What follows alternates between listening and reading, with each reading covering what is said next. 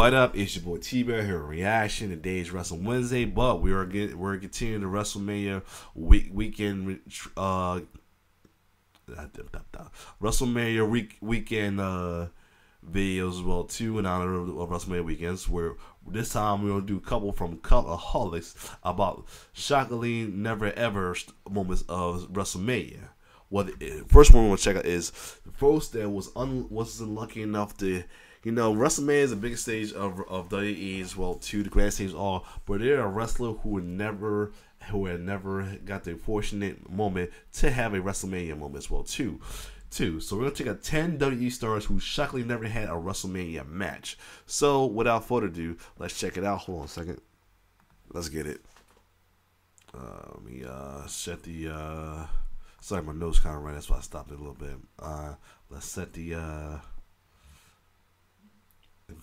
oops, I ain't mean to do that. My bad.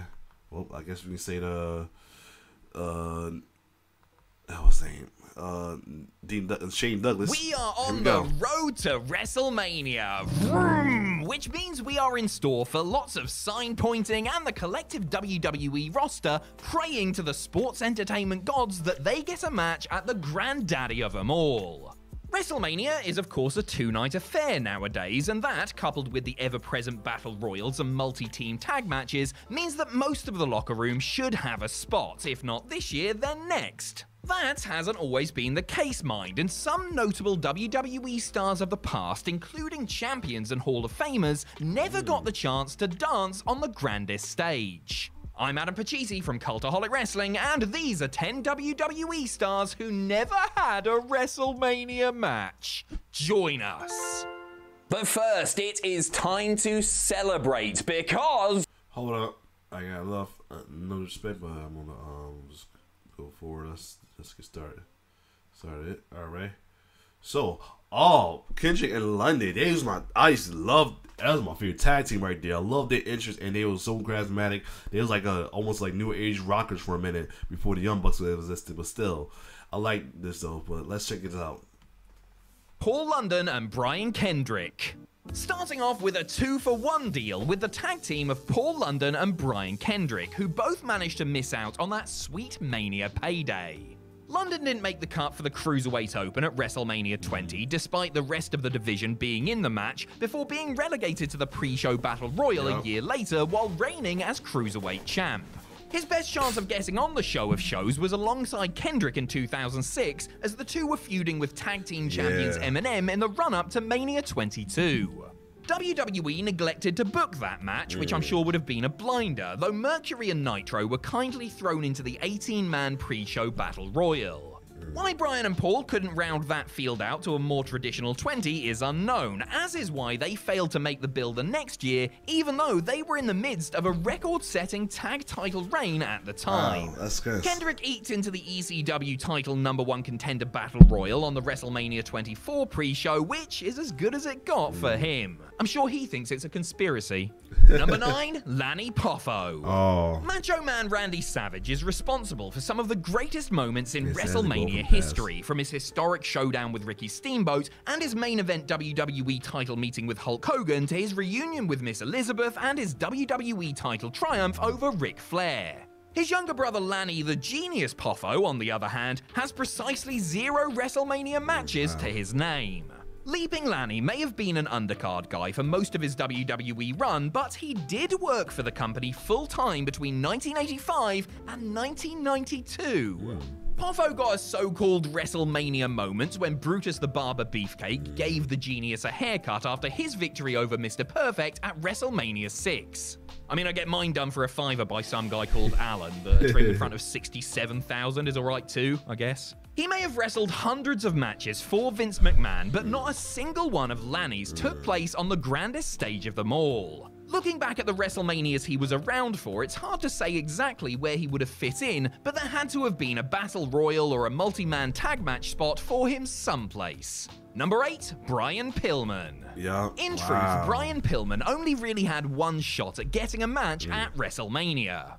Signing with WWE in June of 1996, he missed WrestleMania 12 by a good couple of months. Toward the tail end of the year, the Loose Cannon embarked on a very memorable feud with former Hollywood Blondes tag partner Steve Austin. You know, the one with the home invasion and the gunfire and all that biz?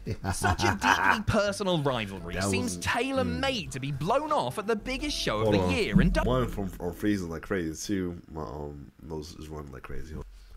I'm back. Hopefully you stop freezing. But anyway, this segment to this day is so memorable.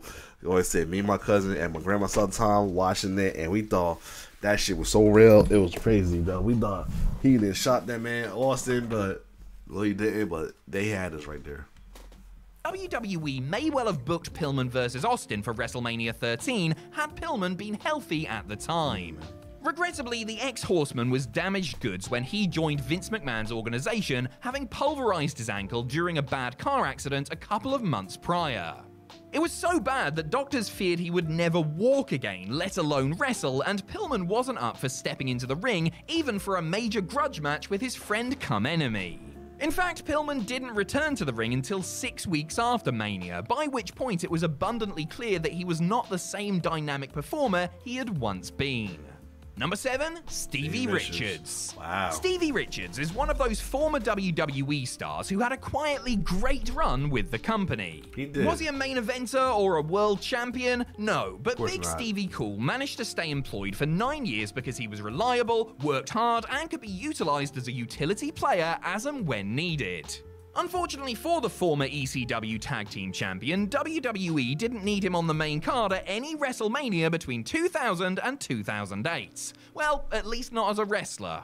Richards did get to walk that aisle as a manager, however, accompanying his Right to Censor brethren into battle at... This is more so they didn't have a matchup, but they did have appearances of it. Okay, so that makes sense. WrestleMania X7, as well as seconding Women's Champion Victoria at 19. The closest Stevie himself got to having a WrestleMania match was in 2006 and 2008 when he competed in the pre-show Battle Royals. He didn't win either, in case you were wondering.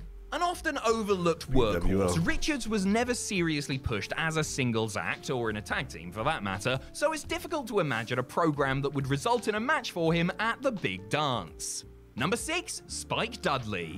Wow. A man of a couple of WrestleMania moments, but no match for himself, Spike Dudley seemingly never found himself in a meaningful storyline or feud whenever the showcase of the Immortals was on the horizon.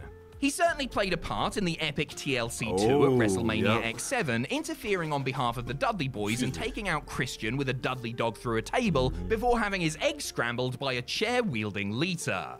A year later, Spike ran interference again, this time meddling in the hardcore title match between Maven and Goldust and pinning the Tough Enough winner for the belt. He duly lost it to the Hurricane in a backstage segment not long after. The runt of the Dudley litter had no chance of making the card for the stacked WrestleMania 19 and was in mid-card limbo when Mania 20 rolled around. Had he been a member of the SmackDown roster at the time, he probably would have gotten into the Cruiserweight Open, but his big move to the blue brand happened weeks later. The then former Cruiserweight champion was put in the pre-show Battle Royal at Mania 21 a few months before he was released. Number 5, Crime Time. The tag team of Crime Time, JTG and Shad Gaspard, were both pushed and popular. But despite being an overact, they never won the WWE tag titles or had a match on the company's flagship pay-per-view. They never won a title. Debuting in the fall of 2006, Crime Time's first chance to get in on the act was at WrestleMania 23, but they were only used as lumberjacks for the pre-show tag match between the teams of Ric Flair and Carlito and Gregory Helms and Chavo Guerrero. They did pop up again later on the show for a bizarre skit involving an assortment of legends. After being released in September of 2007, Crime Time resurfaced the day after WrestleMania 24 and were directionless come Mania 25. Both members were involved in the pre-show Battle Royal at WrestleMania 26, where Shad actually eliminated JTG, foreshadowing their breakup on the following episode of SmackDown. Shad was released later in the year, while JTG got one more pre-show Battle Royal appearance at WrestleMania 27, after which he took to hiding from John Laurinaitis in catering. Gaspard, of course, posthumously got his WrestleMania recognition as a recipient of the Warrior Award.